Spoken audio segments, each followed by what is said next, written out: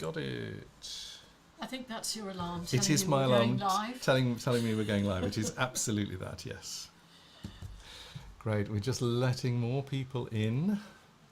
Nicola's made it, that's great. Yeah. Hi Mel. So, and we are now live on YouTube. There we go, I'm just going to mute that. Hey! I've got my iPad up, but it's not showing. That's all right, I am there. So wave at the camera.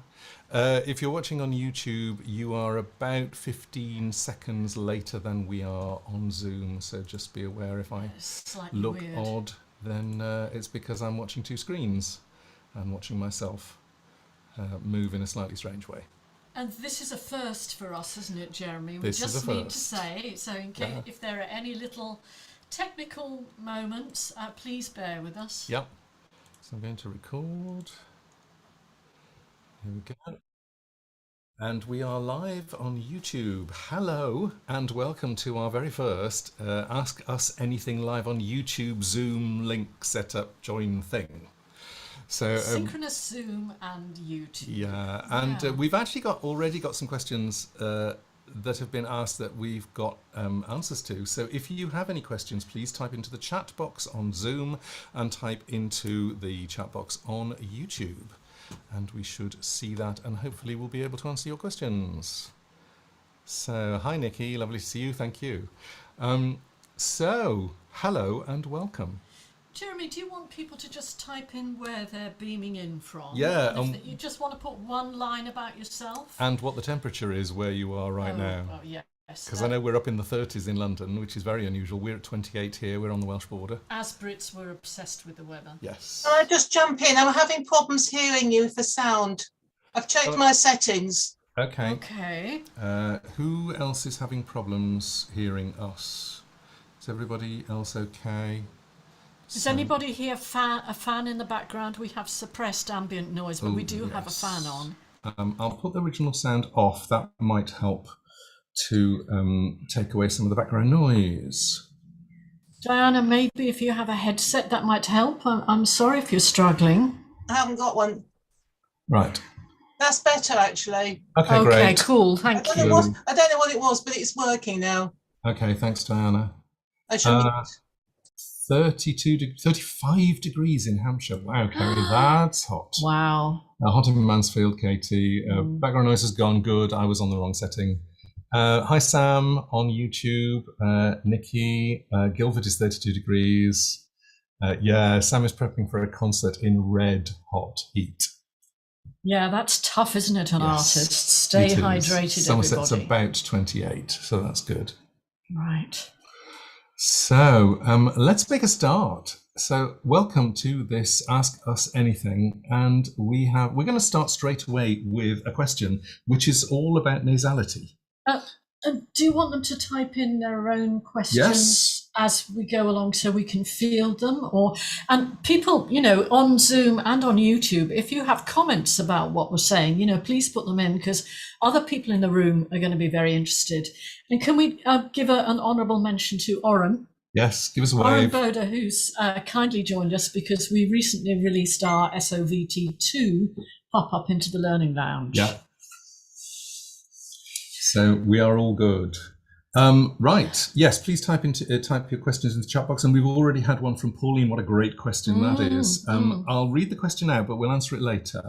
I'd like to know why I'm stronger in voice exercises than I am in singing a piece of music, whether familiar or not. I can't find a teacher who knows, and he or she also always evaded the answer. I don't think we'll evade the answer, and we certainly won't evade the question. It's a brilliant question, so we'll save that one for a little later.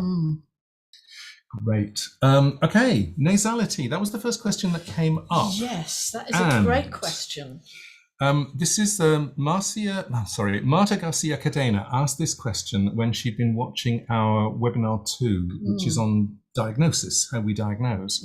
And she said, I'm still confused in many aspects. For example, I've always heard nasality is bad and ugly, but then how can we balance the nasal resonance? My experience tells me I need nasal resonance to have more facility in high pitches. This is a great question. There is so much confusion around nasality, and in fact We just this week did a session with our teacher accreditation program people on nasality and the newer findings that we've got for nasality. And in with that is the question that came up for another topic, which is, have we ever changed our mind on something? Yeah. And the answer is yes. We've changed our mind on nasality. So can I dive in? Yes. First thing is, have you noticed how almost always when people say that's nasal, oh, there's nasality, it's a pejorative? It's bad. It's like, you're not supposed to do that, or you get the impression that somebody doesn't like it. It's an insult. Oh, that's nasal. It's really fascinating. So the first question really is, what do we mean by nasal? Can you type into the chat box, what do you mean by nasal? If somebody says that tone is nasal, and remember, that voice is nasal. There are no silly answers. No. If you have, you say what you understand. Yes. That's why this is an AMA. Really interesting. So Katie's saying sound coming down the nose. Yeah. And I will also say that for some people, they understand intellectually what it is, but then they hear something and they label it. And this is all about labels and what we call things. So very interesting so far. Sam has just said the new nasality thing was a light bulb moment for me. Both Sam and Katie are on the accreditation program, so they have been through this. Well, Pauline, well done for saying I'm not sure I understand the question. Yeah. So if we said, what is a nasal sound? Yeah. Is that something you'd be able to describe? Or? Yes. Mela said, I think people think a twangy sound is nasal. For me, it's a narrow, thin, damp sound. That's very interesting, Mel. Kerry said, sounds tight and wheezy, if I can use that word in sound. You can use that word, yeah. Yes. And actually, this is really interesting. Photo has asked a new question, which I'll come back to. So and Nicholas said, sounds coming down the nose, a low, soft palate. And should we just dive in straight away and say that in the English language, we have 3 nasal consonants, which I'm sure you're all familiar with: the N, the M, with the lips closed. The N is that the lips can be open. And of course, the NG, as in the word sing. Yeah. So if we say the word singing, then we're going to be twice down the nose. Yep. And something that very typically happens in speaking voice is that as we move away from or into a nasal consonant, then we often co-opt a little bit of nasality. It's called co-articulation.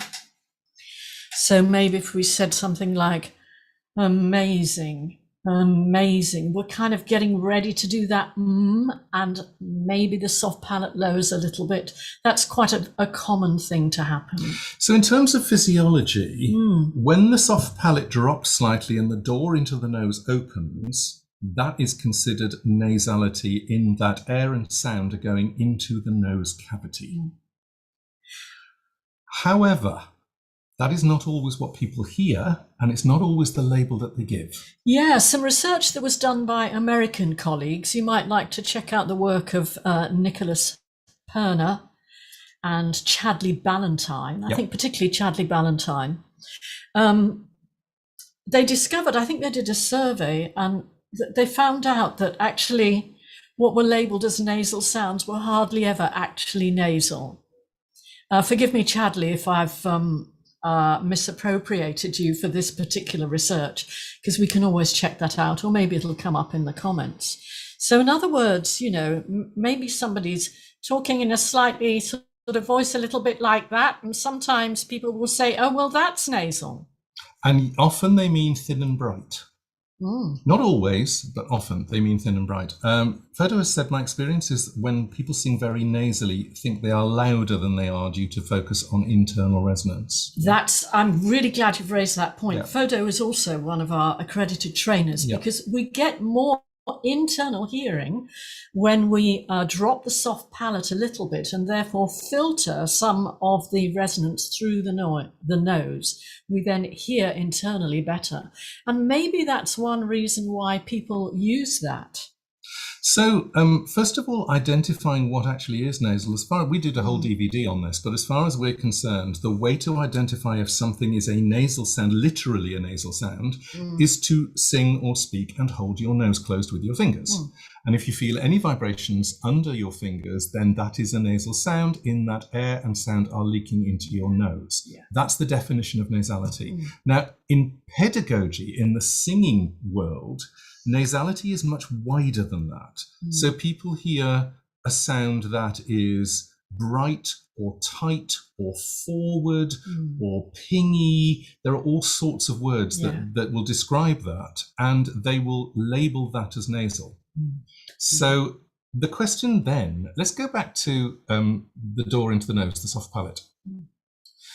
The question then is, do we sing with the soft palate dropped? Do we sing with the door open? And this is where we've changed our minds. Yes, because if you have read Singing and the Actor, which, I mean, you know, was written 22 years ago. A long time ago. Yes, 22 years ago. Yeah.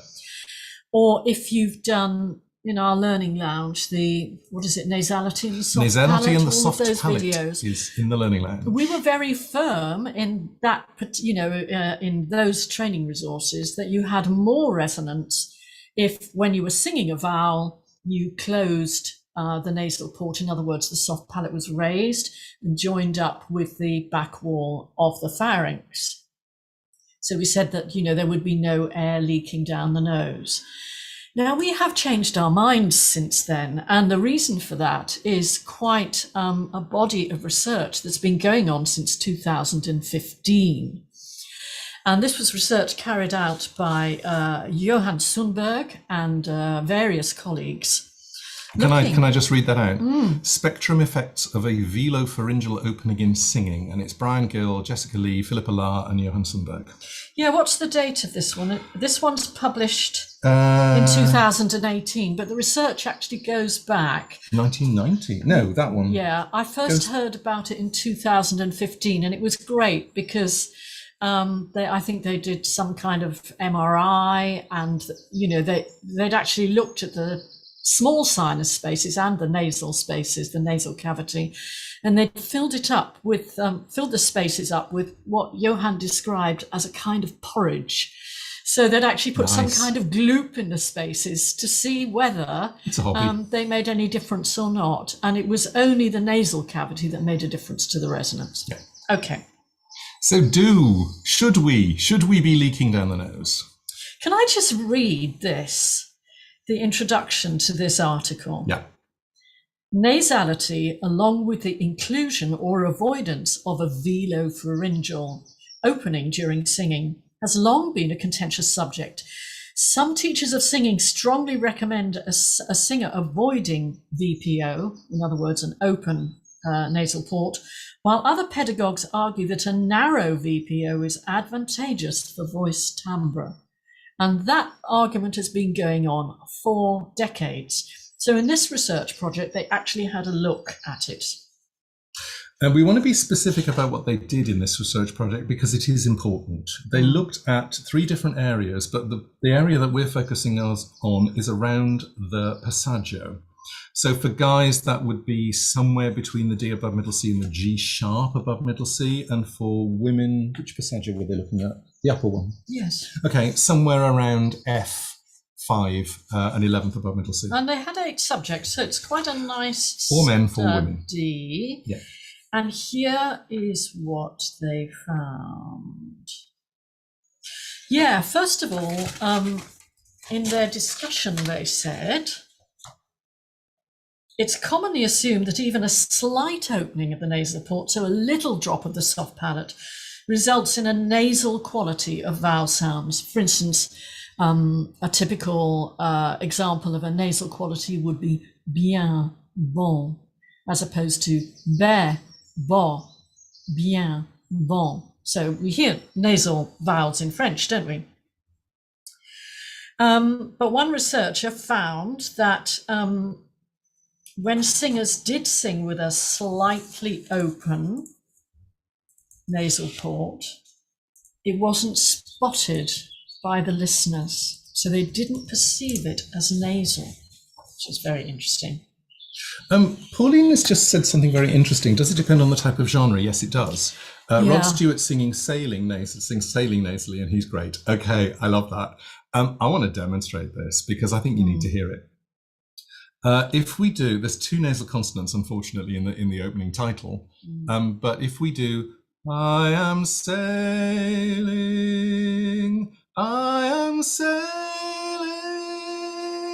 home again, and so on and so on. Right, that is, okay, let's test it.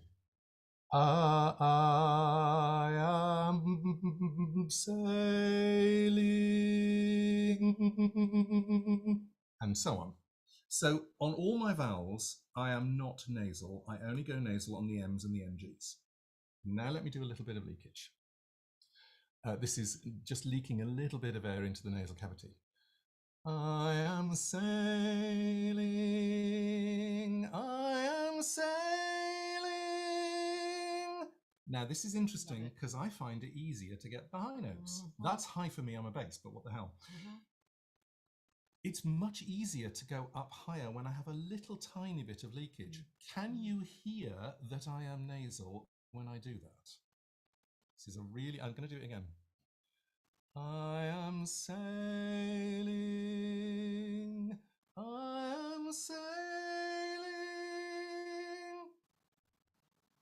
I'm actually very slightly leaking the whole time, and it just makes it easier, makes it slightly smoother, and stylistically fine. And this questioner said that she finds that her experience was she had easier access to high notes if she very slightly opened her nasal port. Yes. And just to kind of go back to the research without getting too geeky, because you've spotted I can geek out, what they found in their research was that just by opening the nasal port a little bit, in other words, what they called a narrow opening, they in fact boosted some of the harmonics in the 2000 to 4000 range. So we actually got more brightness. So we didn't get a drop. And that brightness also allowed people to perceive the sound as louder without the singers having to work harder. I'm sorry about this, ladies and gentlemen. Zoom does not like it when I sing if I'm not on original sound. The moment I was on original sound off, and the moment I sang, it went, no, not doing that. Shall we go back to original sound? We are now on original sound, yeah. Okay. Let me just toggle that. There we go. Yeah. So, in short, we've certainly changed our view. Now, is there anything else we want to pick up on there? Wow, I'm not picking up on the YouTube things. Just before you do. So sorry, Sam. No, I'm fine. I've done that. Okay. Just before we do, I'm going to try singing again. Tell me if it goes quiet. Because I want to do, we're talking percentages here. We're talking amounts of opening. I now want to do the same thing and sing with a little bit more opening. I am sailing, I am sailing. Okay, it really doesn't like it. Let me do the original sound off.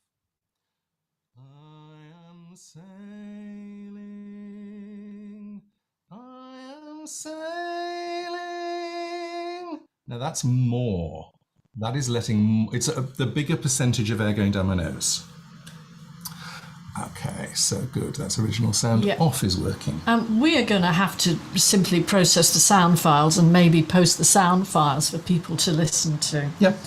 Nikki White has said, I find that when I'm in the passaggio, and we've been talking about that gear change area, the upper gear change area for female voices, having a slightly open port makes it easier to transition. And this is because it allows us to slightly drop pressure. Yep. Yes, I'm afraid the background noise is a fan in the room. It's so hot. Oh, Kate, I'm so sorry we're quiet on YouTube, but this is all going to be published again. It is. And hopefully you will get so what people are finding is that if you, particularly around this upper passaggio area, if you just open the door very, very slightly, what we think happens is that it takes some of the supraglottal pressure off that is happening from from the resonating spaces. If you're opening that door into the nose, you're actually decreasing supraglottal pressure. And in theory, that makes your vocal folds work less hard. Now, what was interesting about, I think it was this one, or was it the other paper that we were looking at? What's so special about singers? Yeah, I think it was the other paper, so I'll leave that one for that. That's the next question. Yeah, that is the next question. Okay, making sense. So the answer is, it's a choice, it's stylistic. I mean, it's also it can a be colour. efficient. And if you're singing with a microphone, you might want that drop. And we are talking small amounts of opening. We're not, basically, we're not talking singing like that, which would be a lot going on. Okay, I want to go to... Oh, Photo said, I was about to say the same as Pauline. My recollection of Rihanna is that she can sing quite nasally as an effect. Yeah, absolutely. Absolutely. Yeah. Absolutely. Yes.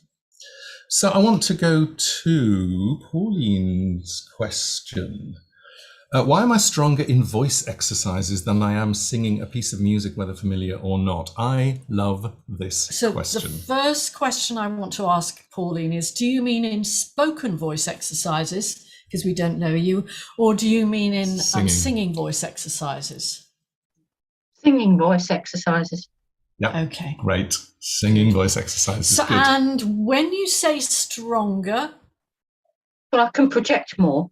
You've got more power. Yeah, okay. More power, and I can project more. In fact, I'm quite strong in the exercises, but when it comes to the actual singing of a piece, whether it's familiar or whenever, doesn't matter. I've done it hundreds of times. It's I just can't project very loudly. Got it. Very slow. Right. Okay. Love that. Interesting. Okay, I have an idea, and that is there is a difference between doing exercises and doing a song, and that is it's the emotional content, it's the connection with what you're doing, it's the communication style that you use when you move between an exercise and a song. And there is a way of getting around it. I'm going to say that first. What usually happens is that people do exercises out of context. So they do an exercise, which is an exercise. And usually just on vowels. Yep. Or it might be music patterns, that there are certain music patterns that you copy or you do over and over again, or you'll do vowel shapes, or you'll do words, strings of words. It depends on what exercises you're doing, but they're done out of context. Then you go to sing the song and people aren't quite sure, you've set your voice up well in the exercise, but you don't quite know how then to apply it to the song. Yeah, we call this mapping the vocal exercises and mapping it onto the song itself. Yeah. And there are various ways that we recommend you do that. For instance, you could take lines from the song. So take the words from the song and sing them on one note. Yep. And then, take the notes that you need to sing in the song and make a little vocalese or a vocal exercise around those pitches so that you begin to work the words onto the pitches that you need. There's another version, in fact, there's another two versions that you can play with.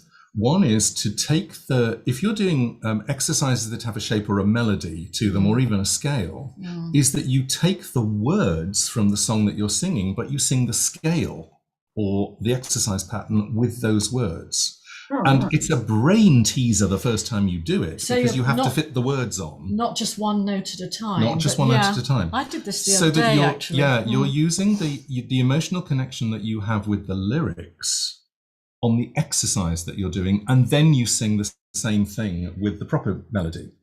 And it's one of those, you're crossing boundaries and helping everything connect up. So you could do something like, somewhere over the rainbow. Yeah. Does that apply to high notes as well? It does. Yeah, of course it does. It does. Yeah. It does. And the interesting thing about high notes, when you're doing, because so often exercises are done on single sounds or they're done on connected vowels and not consonants. And I mean, I think we did a competition once, and I think there ended up being 7 songs that people could name that don't have words in them. So every other song ever written has words, and therefore you're dealing with consonants, you're dealing with jumps of pitch, with consonant placing, you're dealing with all that as well, and you're dealing with the love of the song that you've got to start with. You know, usually people sing a song because they love the song, and you want to do a good job, and you have an emotional connection with it, and that can actually get in the way, which is really fascinating. So this is why we do. Or there's another version that you could do, which is to take a phrase from the song, sing it in the key that's in the song, and then sing it in a different key. We Sing do it that lower, a lot sing it higher. when we're working with our clients. So this time you're taking something that's from the context of the song, and you're putting it into an exercise mode. You're doing it the other way around. Do you know, Pauline, I mean, this is just sort of as a kind of a sidebar, but it's almost like the opposite problem. I have some clients who sing on pitch very well when they're singing songs. And I give them voice exercises, and actually they have problems with their tuning. Oh. And it's a real conundrum. I think a different part of the brain is engaged, I suspect. So what we're showing you are different ways of mapping what you're able to do in the exercise onto the song. So going back and forth with those ideas. Well, let us know how it goes. Oh, yeah. Brilliant. Yeah, thank you very much. Brilliant. And Fodo has said, I was just going to say, can you sing the song Strong without words? Yes, that's a really good idea. Yeah. So again, you're taking the exercise idea, which is on a vowel, and putting it into the song. And can key be an impact? Yes, it can. Oh, absolutely. This is why Jeremy said sing it on different starting notes. Yes. Can I just backtrack? Nikki White said, I'm so glad you're talking about this nasality, as I've been finding it with my students and myself, but I'd been doubting myself because I was taught to always keep the soft palate high. Yes. So let's not go there. Basically, Nick has always been told to make sure that there is no leakage. And particularly if you're going into contemporary styles, even in classical singing for the ladies particularly, but also for the men, as you get up to that second passaggio, yes, leak a little bit, and it seems to work. Yeah. Well, because we talked a little bit about it helps with pressure, shall we go to the other question? This is a bit sciencey as well, so Jeremy may need to nudge me if I get too interested in the science side. Yes. So this is from Martine. Yeah. Oren, I'm hoping that you're going to be able to throw some stuff in here as well. So Martine has said, sorry I can't be there. She's on her way to a Pink Floyd tribute band gig, so good luck with the gig, Martine. Can you explain why subglottal pressure increases as we go higher in pitch? I kind of got that this was a byproduct of faster vocal fold vibration. Is it that the fold mass lessens, therefore airflow meets smaller surface, therefore we don't change the airflow, subglottal pressure inherently increases? Sorry, that was a long question. It's Martine, it's a long question. It's a long question. So basically, she's saying, why does subglottal pressure increase as we go higher in pitch? Yeah. Oh, everybody, just if you are in the Zoom room, take a look to read Oren's comment about monologuing song lyrics, and it is talking about different regions of the brain which tend to be involved in speech over singing. Yes. I'll just read that out because this is actually very useful for the YouTube people. Oren has said the same effect, this is going back to exercises and singing, the same effect occurs when you're trying to monologue song lyrics. Different regions of the brain are used for learning and recall of both music and spoken word. People with particular types of aphasia can sing-speak, but not speak-speak. Okay. And this is an exercise I love doing in my coaching sessions, which is, can you do the lyrics as a story? Take them away from the song and do them as a story. The number of singers who will deliver the lyrics spoken, but in the rhythm of the song. And I'm going, that's great. Now take the rhythm of the song away and do it as if it was a standard speech that had never been set to music. And it can be a real brain fry because as a singer, you learn so inherently which syllable comes on which note at which point. Yes, I don't mess with my brain. Yeah, great. Okay, so going back to pressure. Yeah, can I just summarize the main thrust of this question, which is, why does subglottal pressure increase when we increase pitch? Yes. Because that's really what it's about. So, for example, you might read in voice science that if you keep kind of everything the same and you sing the A below middle C and then the A above middle C, and you sing them at the same loudness and in the same way, that the subglottal pressure will double. Okay, so higher frequencies, higher pitches tend to be higher pressure. When we talk about subglottal pressure, we're talking about the pressure, the air pressure just beneath the vocal folds when the glottis, which is the space between the vocal folds, are closed. When we're breathing in and out, we have no subglottal pressure. As we bring the vocal folds together and they start to vibrate, we get some subglottal pressure. Yes. Oren, do you have something to add? Yeah. Because this is one of those voice science facts that people go, yes, okay, I get that it's a fact, but why? I think I don't want to overly complicate things. And I think if we kind of just think about what's happening, the energy requirement has increased. And if the energy requirement of the vocal folds has increased, then if we keep it the same pressure before, like if we keep it the same subglottal pressure, we're not matching that energy requirement and we're not going to be able to do anything with the vocal folds. And so subglottal pressure has to increase in order to match the energy requirement in order to get the vocal folds doing something. And I mean, we talk in depth in all of the stuff that we do about phonation threshold pressure, which is a function of subglottal pressure anyway. But yeah, like keeping it super simple, energy requirement has increased.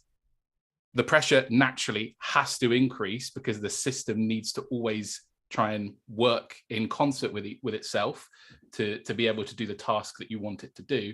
And so subglottal pressure has to increase as a result. Now, I'm going to come in with the difference between what happens and what you feel. And I think this is really important because the singers that I've worked with who have heard this, that subglottal pressure increases as you go higher, and they therefore make their subglottal pressure work harder. And the answer is, it's the difference between an input and an outcome. So the outcome is that subglottal pressure increases, but it's just by going an octave higher. It simply happens automatically. Yes, you don't need to make it happen. Yeah, I mean, if we're singing A below middle C and the A above, then what we call the frequency, the number of times the vocal folds close and open, doubles. And that's really the main reason why we get that increase in pressure. So we had a little bit of a look at again, it was another thing of Sundberg's. First of all, subglottal pressure is a measure that we look at in relation to loudness. So when we increase volume in the voice, the main factor is that we increase subglottal pressure. So and that often is accompanied with slightly deeper breath. So there's a larger volume of air and the vocal folds sort of staying together maybe a little bit longer or a bit more firmly and resisting more firmly. Okay. Can I just talk about what subglottal pressure actually is and how it's created? Can you be vocal folds, please? So Gillyanne's vocal folds, and they're clapping away. Do you want me to? And I'm air. Okay, so if you just slow right down, so my air flow is coming up this way, underneath. Okay. So when Gillyanne's vocal folds are closed in each cycle, the air is trapped. So that's quite a high pressure because there's no air escaping, is there? Yeah, and my air is trying to come out. I am basically sending air up underneath the vocal folds. Then you go into the open cycle where the air comes through.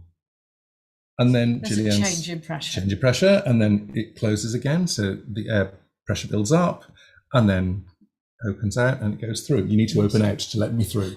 Let me through. I suddenly had a moment thinking, well, we come together, which one opens first? And of course, it's the bottom, isn't it? Bottom opens first, yeah. Okay, so yeah. So subglottal pressure is quite high because I'm trying to get out and I'm being blocked. And then Gillyanne's vocal folds. You want me to block? Yeah, thank you. And then the vocal folds open in each cycle and the air comes through. Yeah. Then Gillyanne's vocal folds close again and the air gets locked. So you get constantly fluctuating subglottal pressure. The reason why I'm bringing this up, hang on, I haven't finished with you yet. The reason We're having a couples moment. Yes, the reason that I'm bringing this up is because subglottal pressure happens right here. Yep. It doesn't happen down here. It's nothing to do with your abdominal wall. It's a combination of the amount and speed of air and the resistance from the vocal folds. That's what creates the subglottal pressure, and it is right underneath the vocal folds. So if you've got a breathy sound, you're allowing air to leak through the vocal folds in some way or other. Your subglottal pressure is going to be lower because it isn't being completely blocked in each closure. If you're doing a really strong sound and your vocal folds are clapping together very hard and staying together for longer, the subglottal pressure is going to be higher because it's being banked up for longer underneath. We often get Does people, that make sense? Because you can't, you can't feel a lot down there. I mean, you can feel things, but we often get people to think about it by sort of blowing up their cheeks like a blowfish and closing their lips. And you can feel that sort of pressure behind your lips, and then comparing it with something like doing a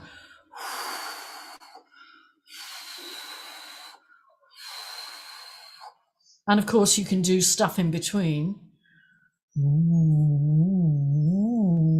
And straight away, of course, there's a great link here with SOVT. There is. But to answer Martine's question, the thinking behind this is that as we get higher, the vocal folds become more tensed as they're stretched for the rising pitch. Yep. And therefore they need a higher driving pressure, which is what Oren was talking about. Yeah. And so we tend to get those higher subglottal pressures for high pitch rather than low. Now, in speaking voice, that doesn't matter at all. If I want to increase my volume, very typically I'm going to raise my voice like that and I will change pitch. But if I'm singing one note and I want to increase loudness, I can't afford to do that in singing. You can't afford to change pitch if you want to stay on the same one. So we singers are actually very clever about adjusting our subglottal pressure by obviously maybe feeding a little bit less air to the vocal folds as we go higher, which is very typical. Many of us will have been told, no, less air for the high notes, less air, less breath. I came across this very, very early on in my coaching career. I've been coaching 30-something years, and very early on it was like, can you just back off the pressure a bit as you reach that point? And that point for the soprano was normally around E, a tenth above middle C, somewhere around there. And for the guys, it was around the D, E, F, somewhere around just a tone or a fourth above middle C. So it's in the same place in both voices, really. Yeah. And it was always, can you just back off a little because you'll have more control? So if you're practicing an octave exercise, maybe you're doing a glide up and down, what you'll typically find is actually you often need to do less for the top note, so use less pressure. People think it takes more strength to do high notes, and they misunderstand strength as being heavy subglottal pressure. It's not that. You need more stretch for high notes, so not more strength. Why don't we, Oren, I was just about to say, please jump in, because this is one of the principal things SOVT helps us with. I didn't want to just jump in and ruin your flow because it was really cool. But what you were saying about backing off is really interesting, because one of the principles that we look at in terms of kind of airflow through the vocal folds, subglottal pressure included, is Bernoulli's principle, which states that velocity is inversely proportional to pressure. Basically what that means is the faster the air that's moving through the vocal folds, the lower the pressure is going to be. And that kind of has this almost elastic effect in that if you're pumping air through, you're going to lower the pressure, thereby lowering subglottal pressure. That's going to kind of vacuum the vocal folds almost back together, which is going to raise the pressure again subglottally. And the greater the difference you have between the speed and the pressure change, you're actually going to create a relatively big difference. So you're going to, as the air is moving through faster and faster and faster, you're going to be creating greater changes in high and low pressure, which can become problematic because now you've got to overcome more in order to solve the problem of getting the note that you want to get in order to get the vocal folds moving. And so that idea of them backing off is, I think people confuse backing off pressure to just slowing down the airflow, which most people can't distinguish between. And you're quite right, that's true. It's people kind of just go, oh, we'll back off pressure, and by function you're slowing the airflow, which then is slowing the pressure gradient, thereby making it easier to be more consistent in maintaining that pressure zone that you want to get the vocal folds moving. I just wanted to jump in with that. No, it's great. I'm glad you've mentioned the word slowing down the breath, because it can feel a little bit weird, can't it? That you think you've got to do more, as people have been saying. Yeah. But actually, it's about just kind of managing that speed, and it's often why people have problems accessing a high note, or actually, it's often a reason why people have gear changes that they don't want.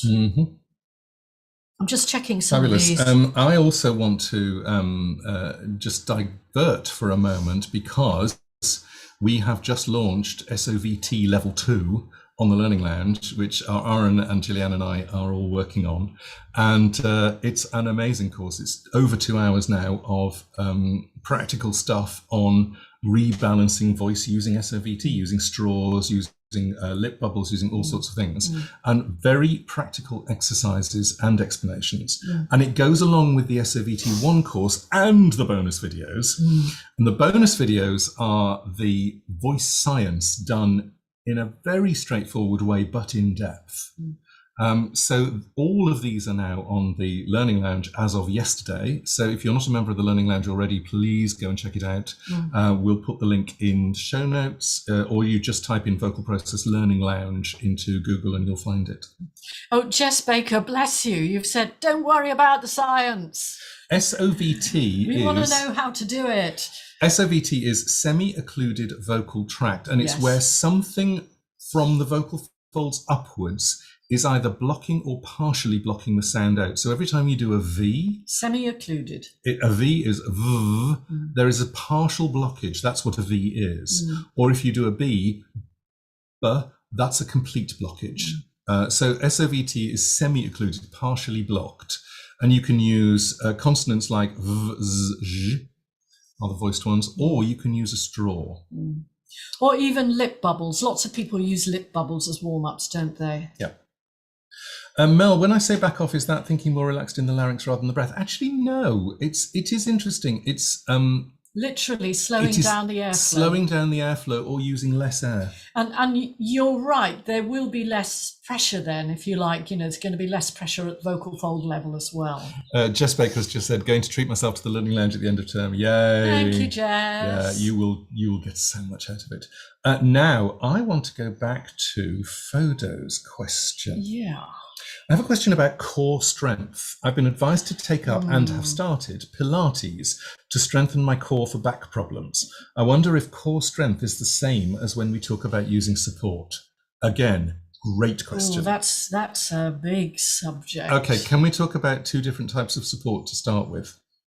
Can we talk about air pressure support and body support? And they are different and they have different effects. So breath management is different from body support. It is. And obviously when you're talking about the core, I mean, this is a concept that's come about largely because of Pilates and their way of talking about that area. I mean, Katie Funk, you might want to chip in here as a yoga practitioner. But my understanding is it's the muscles of the abdominal wall that are really holding in position in a flexible way the rib cage system and the system of the pelvis, because there's nothing in between except the viscera.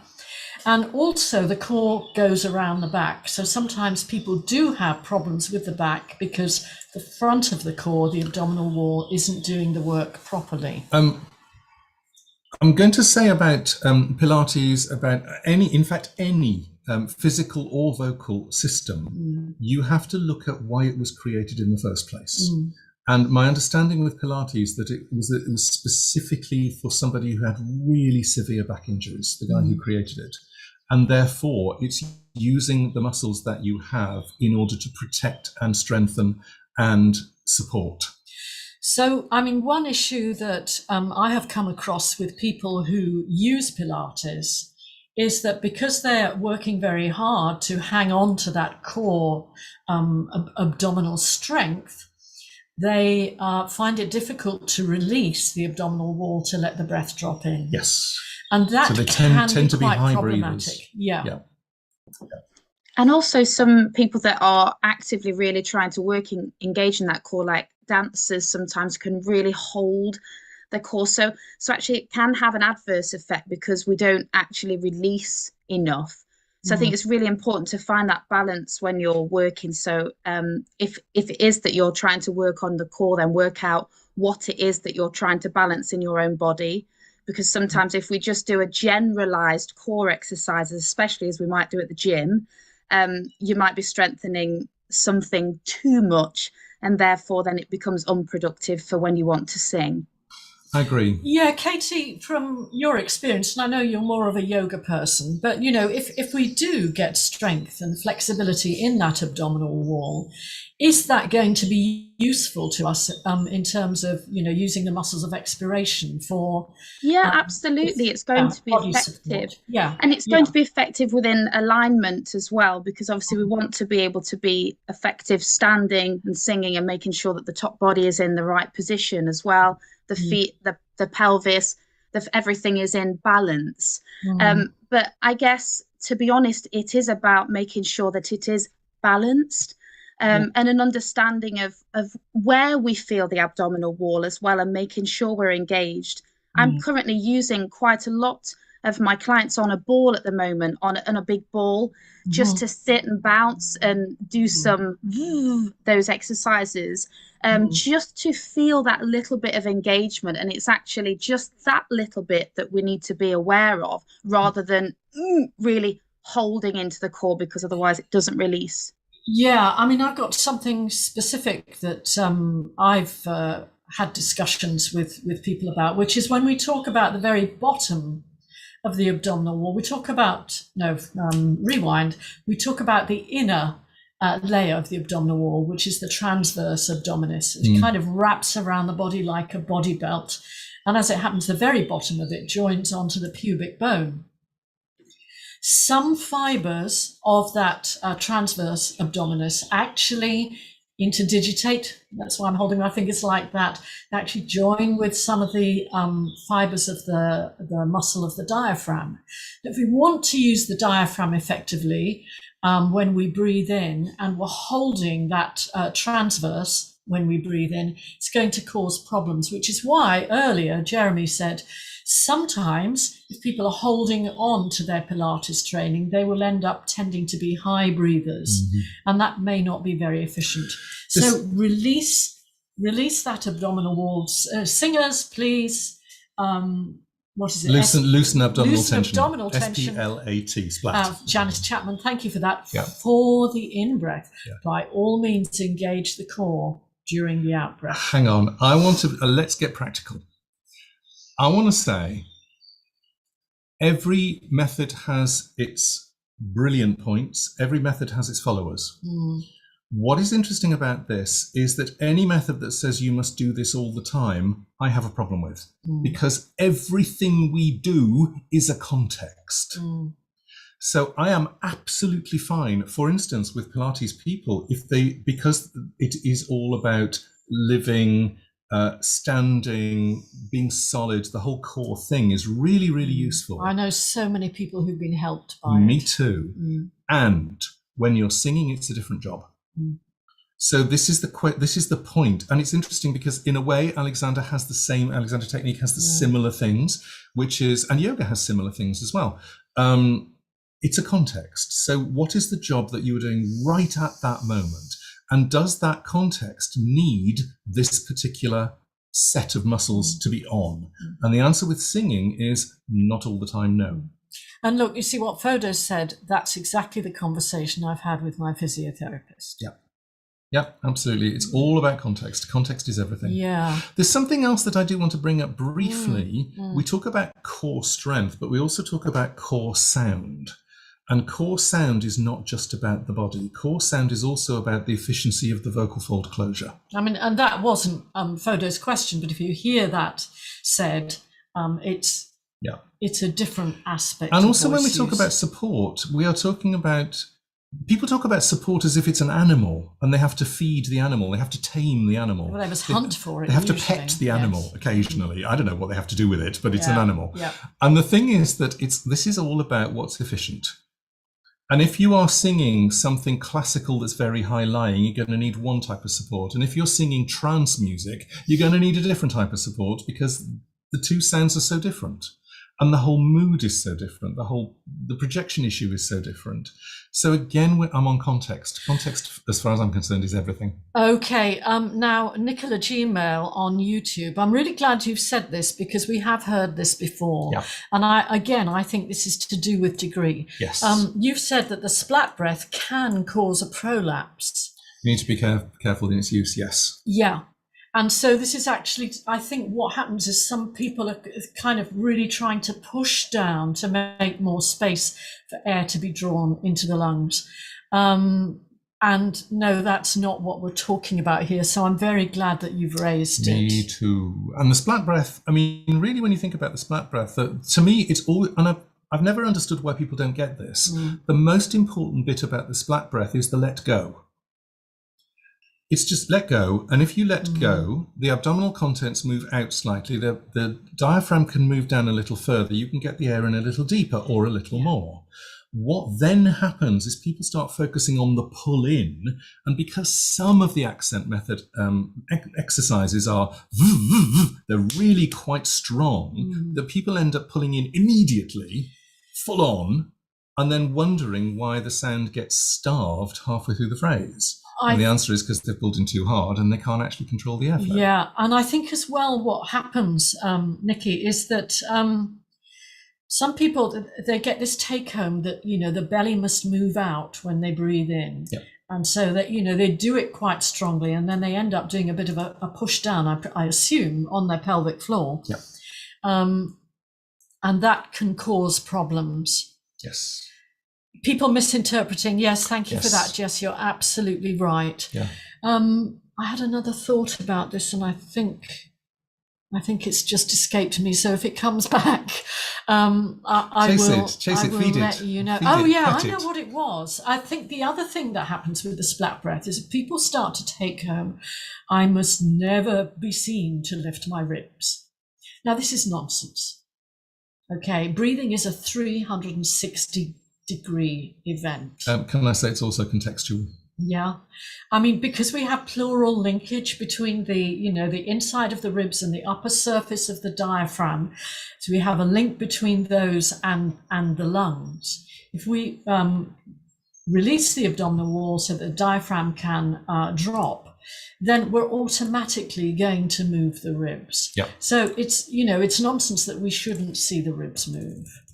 So I hope that's helpful. I think it's It's true, Mel. You've said when teaching splat, we exaggerate the movement, so that's misleading. Absolutely and you have right. to check, don't you? You've got to check. Absolutely right. Yes, and teaching any new experience, any new technique, I think you exaggerate so that people can actually find it. Yeah. Because often these techniques are quite subtle, and if you try and go for the subtle immediately, you're not going to find it. So we do teach people to exaggerate movements and sounds and techniques, and then you bring it back until it is working just efficiently enough to do whatever the context is. Less is more. And also, of course, when you have those students, and this happens a lot in voice therapy with people who aren't very in tune with their bodies, that they have what we call a reversed breathing pattern, where they actually pull in with the abdominal wall to breathe in. And then when they're breathing out, if you ask them to go, Out and down. shh, they're pushing out. Yeah. So that's an interesting one. So yeah, as teachers and trainers, we always have to check the degree of something, and then you have to teach people to generalize it in a way that works within the context of what it is that they're singing. Do you know what I like the most about teaching singing and coaching music is that you find what you're looking for is the most efficient version for that person making that sound in that context, and then life gets a lot easier. I am all for an easy life. So just going back to Jess Baker, if people misinterpret and then they bear down, and I think that is a problem. Yes. Yeah, I think that's all I want to say Yeah, there. Katie's saying everything is a gradient. Yeah, gradient is my favourite word. Yeah. We must balance how much we need of anything. Often people are told to do something and then the student does it full out, yes, and then keeps at it 100%. They don't gradient, and balance is then not found. Okay. Totally agree with that. Well, I mean, should we have a few more questions? Have people got questions either on YouTube that you want to ask, or that we want to have here in the comment box, and we will do our best to answer them. We did bravely say AMA. Ask us anything, yeah. Okay, so, and also we're not going to stay on too long because we're going to do another one. Yeah. Because this has been great. If you like it, you know, we'll do it again. We will do it again. Chris Gaskell has said on YouTube, often vibrato is said to be invited rather than specifically taught, as in get the breath right and it usually happens. However, sometimes we have students who just don't find it. Yes, you are absolutely right. Sure. I wrote an article on 5 different types of vibrato, 5 ways of making it. Because the whole business about vibrato, I mean, this is a conversation. This is a conversation that could go on for a long time.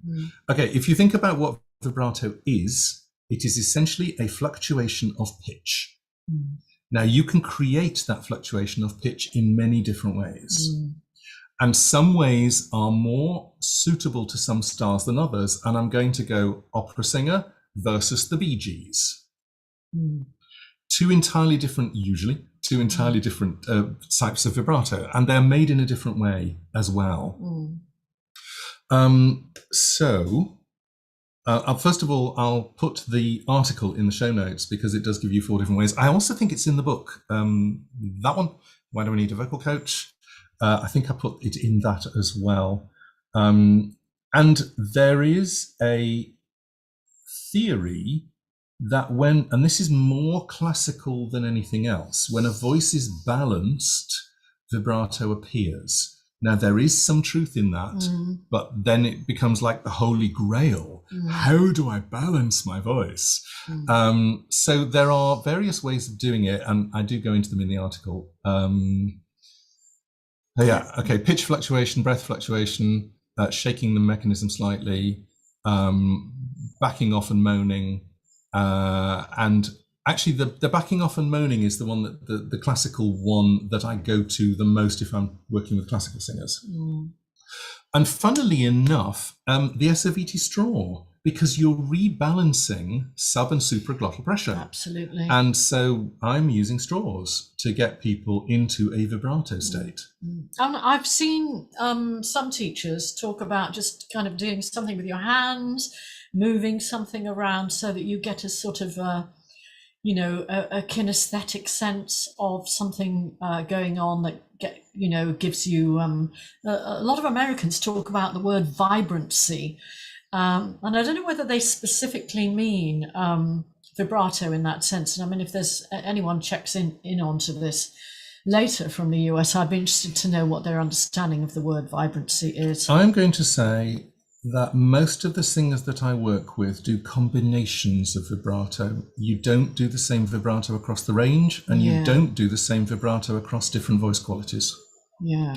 If I'm going to do classical, that's one particular type of vibrato. If I'm going to belt, I have to do an entirely different one because the mechanism is being very strong at that point, and I can't move it in the same way, so I have to do a different type of movement. I'm just going to answer Kerry's problem, because Kerry can't get back into Zoom, and it's not because we haven't allowed her in. It is. We're letting you in. Yeah, we're letting you in, Kerry. So, but Kerry, we can be in touch by email about other courses that you could do in the Learning Lounge. Oren, have you seen this question for you? Great. Katie has said, Oren, when you're using the straw, do you ever bring the straw out a little or deeper in for notes within a scale, as in 1, 3, 5, 3, 1? And Oren has said, if I understand the question correctly, then yes, I would dynamically change the SOVT straw settings if the voice requires when moving up in pitch. Generally, I might increase the resistance a little to help manage the subglottal pressure. Okay, Oren, unmute. Why? Why would you increase the resistance a little to help manage subglottal pressure?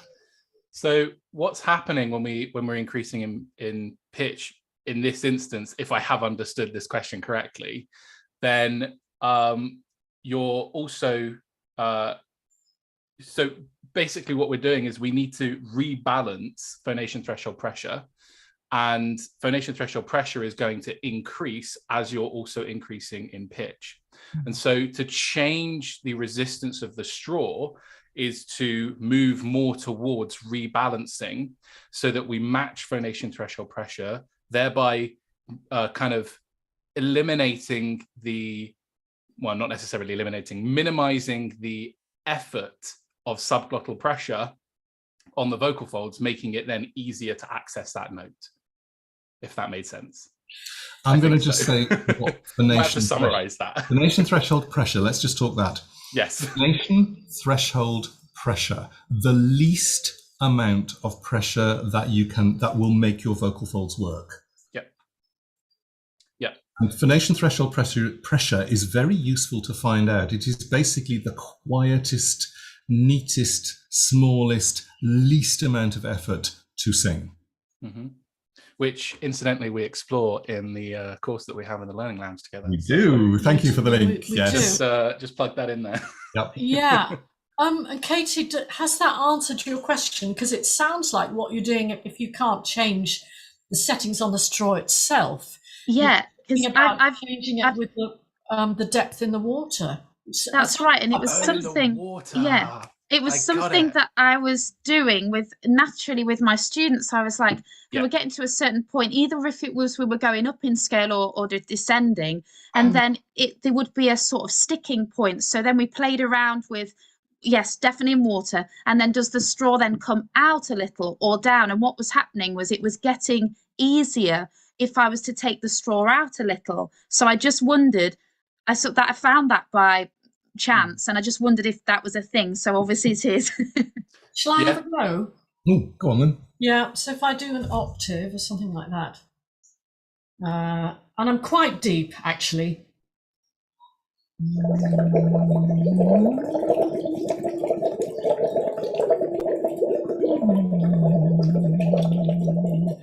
Oh, I'm amazed how easy that was at that depth, actually. I did a bit more than an octave. Okay, I'm going to move the straw. Which way shall I move it, Orange? Shall I move it deeper or shallower as I go higher? Shallower, and tell me what happens, what you feel.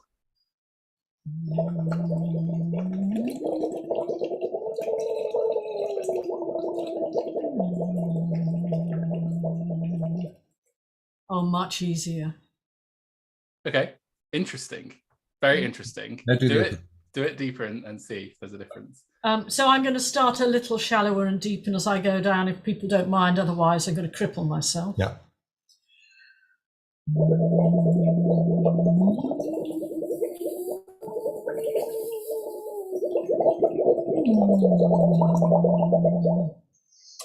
What I noticed then was that the pressure simply transferred into my cheeks and I started blowing up like a balloon. Neither of them was uncomfortable. I have to say, I was quite surprised that when I went deeper on the higher notes, it actually worked out okay. You also, because I'm sitting next to Gillyanne, you also did... Am I spilling? No. You did something specific, which is when you went deeper as you went higher, you actually started to leak air down your nose. Jeremy, did we have the same thought on the first version, though? I wonder if we did. Hold my nose to prove it. So what's really interesting here is, in theory, putting the straw deeper into the water to access the higher notes should be the correct version of events. I guessed that you were going to go there, yes. However, why? Well, so the reason why that is the deeper you put the straw into the water, the more back pressure you're generating. Yes. Therefore, in theory, the more you are rebalancing against subglottal pressure. Yeah. So you're in essence trying to get as close as possible to subglottal pressure so that the vocal folds in the middle have less loading on them.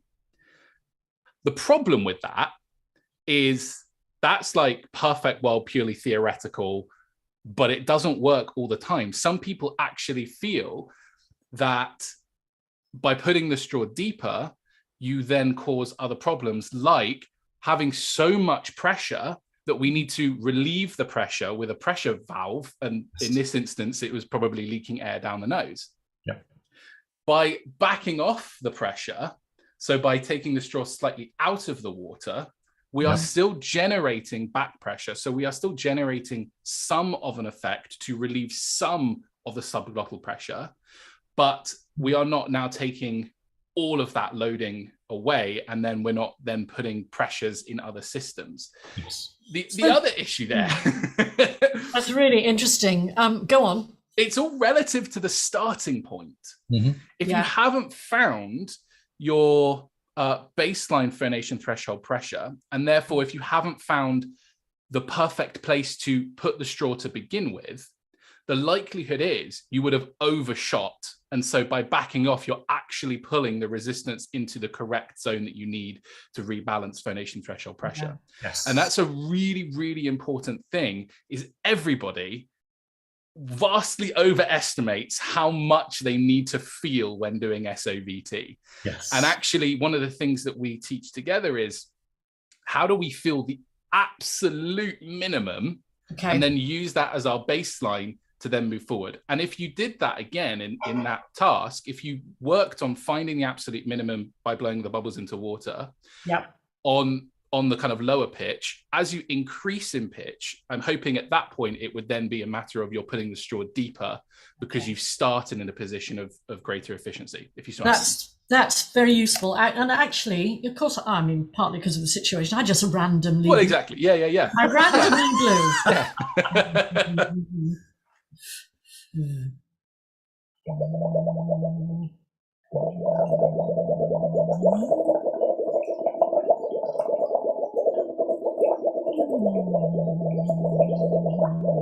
So that was with no change. And that was very gentle from in terms of how much air, how much volume. You know, I have to watch out because I cheat by letting air leak out the sides of my lips.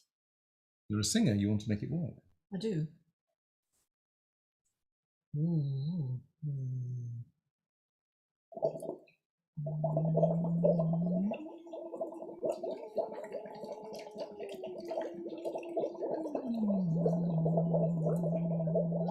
Interesting. I think there's a couple of things that I'm noticing straight away. I think one of the other things that people probably have a problem with is too great a variance between where you start and where you end up for the high notes.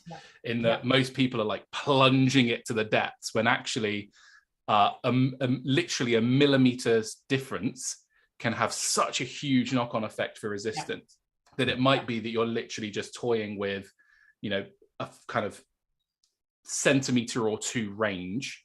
But also, if people are watching this back later on, they'll notice when you started the onset, there was this momentary eruption of bubbles in the water, because you're firing that energy into the water. You then have to let the air escape, break the surface tension of the water, which causes that eruption, and then you find that balance. So it's one of the problems, I think, with doing things in water, but also one of the benefits, because you can visualize and you have that biofeedback, but also most people are always going to start from that point of we're in the water already and we've got to overcome that.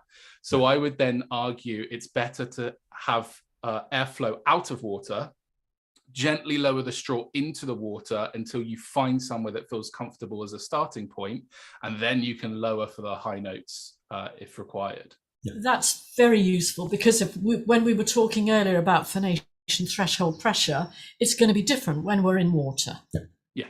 Cool. Actually, that's really helpful. Thank you. Very helpful. I shall bear that in mind. This is the sort of thing that we're doing in SOVT2. This is exactly what we're doing. And this, not just this level of discussion, but actually these type of exercises, which is what are you finding, what are you doing with your straw or with your passive SOVT, active SOVT. Have we got someone in the waiting room? We're actually going to stop in a minute. We are, yes, we are pretty much done. We are done, actually. Yes, it's Friday evening. Everybody needs to go and chill out. Jump into an ice bath. Yeah, I hope you enjoyed this. I mean, I did. I did, yeah, that was fun. We had a ball. Yeah. just leave us some feedback if you want us to do it again. In fact, leave us some feedback if you don't want us to do it again. If you never want to see us again, leave us some feedback. More science just or less so that science? we know. Yeah. More demos or less demos? Yeah. Yeah. Brilliant. So we will do it again. Just before you go, we are live. We're doing a live premiere on Monday with Tor Spence, and we're doing the live broadcast of our podcast. We've actually pre-recorded it, but we're going to be in the chat box answering all the questions. The one we did last week was really popular. So if you have a problem with acid reflux, or any of your students suffer from acid reflux, this would be a really cool thing to come into, because we're all watching during the premiere. So if you ask a question, we will help field the questions, and Tor, who is very interested in acid reflux, will also give feedback. Yes, so Monday is acid reflux day. No, I don't know. That's not a good idea. 4 o'clock, YouTube premiere. If you come onto the Vocal Process YouTube channel, you'll see it. If you click on the link, it will let you know as soon as it's going to happen. We will be live from 4 o'clock on Monday. Did you miss what courses are coming up? No, you didn't, because we haven't said. No, sorry, Kerry. The main thing that we're now doing is the Learning Lounge. We now have 16 years of our courses and resources on the Learning Lounge. It's a monthly payment. It's £33.30 plus tax whatever country you're in. Because I know in the Learning Lounge at the moment, we have people from about 15 different countries. And it's a month, or you can stay on if you want to. You can cancel if you want to. You get access to everything. It's over 600 resources there at the moment. So that's the main thing. I am in the process of editing the online singing teacher training week 1. We've always done it live, which I know you are desperate to do, Kerry. I mean, we are doing the work on it. It will be up there. We are, and as soon as I have all the videos done and up, it will be there, and it will be available for people, and that'll be a separate course of its own. And then I start on OSTT week 2. Yeah, so you'll be able to do both of those, and those are kind of the pathway to the in-person week 3. I expect to have them up in the next 3 weeks. Okay. And thank you, Katie, for saying we look lovely. We did our best to colour coordinate. As you know. Filters are a joy. Speak for yourself. I'm actually 93. I'm just looking good for it. Yeah, and thank you, Oren, for joining us as well with your super practical insights into voice science. Hugely appreciated. Absolutely. Okay. So we will see you, hopefully we'll see you here on Monday at 4 o'clock for the live one on acid reflux. If not, then we will let you know when the next live is. Absolutely. And please submit your questions. Brilliant that we have the questions beforehand. We actually had about 3 that we didn't get round to. Yeah. But also, if you want to hear yourself and you can't make it on these, record us a question on speakpipe.com/vocal process. It saves you having to kind of word it and try and get the wording right in the written word. Yep. Yeah. And in fact, if we like the question particularly, then we'll add it to one of our podcasts as well. Yeah. So you get to appear on the podcast. Okay. Great. Happy Thank you very weekend, much. everybody. Yeah. We will see